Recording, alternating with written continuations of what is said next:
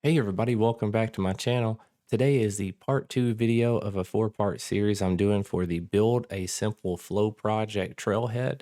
The link for the Trailhead is in the description so you can follow along and get some points and earn a badge at the end. But if you haven't done so already, make sure you hit that subscribe button. Make sure you turn on the notification bell. I'm putting out new Salesforce content each week. And let's go ahead and jump into this thing. So for part 2, we're doing check for a matching contact in your org. I already have this open in a second tab, and we're going to start working through this trailhead. And at the very end, we'll verify that we passed the trailhead.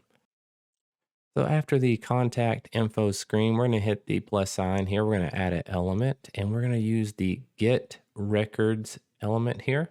We're going to go ahead and click that. And for the label, we're going to input find a match, and it'll fill in the API name. And for the object is going to be the contact object. And for the filter contact records, we're going to put in first name. And we're going to click in the value section, and we're going to select the contact and then start typing first name. And there we go. That's how we're going to find the contact in our org if there's one that exists. And we're going to go ahead and add a description, add a condition as well. It's going to be last name equals, and then contact last name.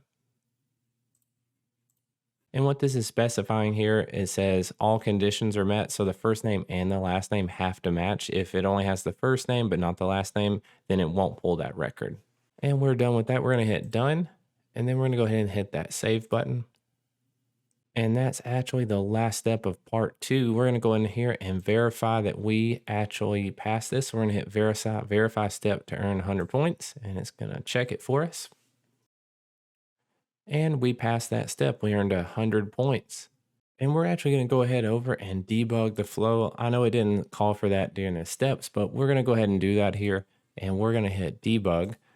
I went ahead and kind of pulled up an account and contact real quick Alan Johnson at Get Cloudy account. So we're going to debug the flow, and we're going to select Alan Johnson here. And we're going to hit run. It inputs the information for us. We can select Get Cloudy and next.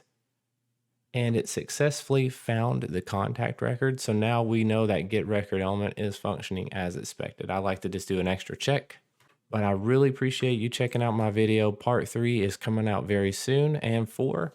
So be on the lookout for that so we can get a badge for this trailhead. I really appreciate you taking the time to watch this video, and I will see you in the next one.